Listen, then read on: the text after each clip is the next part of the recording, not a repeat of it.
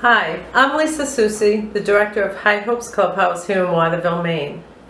High Hopes Clubhouse has been a Medicaid reimbursed program for the last 25 years. I often hear from directors and staff from clubhouses around the United States that if you have Medicaid, you can't be a true clubhouse.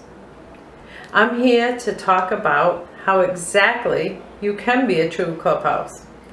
In fact, I believe that having Medicaid requirements and guidelines make our clubhouse stronger and more standards-based than other clubhouses I've seen without the accountability of running a quality service. In this short video clip, I hope to show you just how the Work Order Day, our employment program, and our social programs all live up to the Clubhouse International standards and at the same time meet all Medicaid requirements. Enjoy. First, let's start with the intake for Clubhouse services. We have worked hard over the years to change the mindset that intakes have to take place in our hospice agency with a clinician that does not work in our clubhouse or understand our model. We have a wonderful LCPC master's level clinician that holds the clubhouse title of Coordinator of Clubhouse Services. She does intakes right at the clubhouse, so from the moment a potential new member enters the clubhouse building, members and staff are assisting with intakes for our services. Our intakes are very relaxed and worded in clubhouse language, seeking strengths and interests rather than focused too heavily on past hospitalizations and symptoms. Our Coordinator of Clubhouse Services clinician also works social programs, works in the units, and covers holiday events. So it is a very different feel than a typical clinician that bills Medicaid. The Work Order Day is filled with Medicaid billable activity. Take our food services unit. As a clubhouse person, what we see in the kitchen is meaningful work being done, meaningful relationships being built, a place to come to and return, a place that you are wanted and needed. Does any of that sound familiar to any of you clubhouse folks? What a Medicaid person sees is activities to work on awareness of safety, ability to follow directions, initiation, sequencing, ability to read and follow a recipe, teamwork and communication with other colleagues, work endurance and functional mobility. Participation in the food services unit assists in building self-confidence and growth of independent living skills and in making progress towards individualized service plan goals. Wow, that is a lot of Medicaid billable activity. In our membership services unit, we see clubhouse colleagues working side by side to create a clubhouse that we can all be proud of, a place we want to be, where we feel respected and have dignity, where we are all treated with respect and be as helpful as possible to assist anyone living with a diagnosis of a major mental illness, a place where everyone can be involved in something meaningful. What the Medicaid person sees is the member participated in the Work Order Day, completing custodial tasks throughout the clubhouse to assist in clubhouse day-to-day operations, building on daily independent living skills and self-esteem, participated in activities to work on awareness of safety and cleanliness, ability to follow written procedures, initiation of tasks independently during shift, sequencing, follow through with responsibilities, teamwork and communication with other colleagues, tolerance of others, work endurance, and functional mobility. These skills are needed to assist the member in making progress towards individualized service plan goals. Our business employment unit and our membership services unit have a lot of data entry, computer skills, website and Facebook updates, reach out, orientations, employment tracking, video productions, and community presentation. As a clubhouse colleague, we see this as filling essential and needed real work of the clubhouse. This sure is a great place to belong, with lots of opportunities to build relationships and meaningful work throughout the day. The Medicaid person sees participated in activities to enhance problem-solving skills, ability to follow written procedures, initiation of tasks independently, customer service skills, sequencing, ability to complete simple math tasks, follow through with responsibilities, phone skills, teamwork and communication with other colleagues, and work endurance. enhanced self-esteem through activities supported in the community settings. These skills will be needed to assist members in making progress toward individualized service plan goals. At this point, I think you all get the picture. Every member does have to have a goal plan. This is great! That's right, I said great! Setting and measuring goals is good for everyone. Goals are member-driven, small, achievable steps, and measurable, so members can see for themselves the successes they are accomplishing along their Clubhouse journey.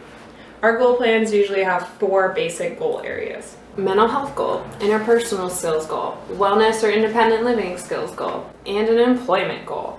Now remember, not everything in Clubhouse is Medicaid billable, but we do all the Clubhouse services because it's the right thing to do. If you provide a true Clubhouse International standards-based clubhouse, members will fill the clubhouse and be doing all kinds of Medicaid billable skills. Medicaid adds a lot of our work order day urgency in the clubhouse. Members work within certain areas of our EMR to assist with tracking accurate hours, tracking goal plans needed, documentation of reach out, ensuring birthdays are recognized, and tracking what types of activities that members are doing within the clubhouse.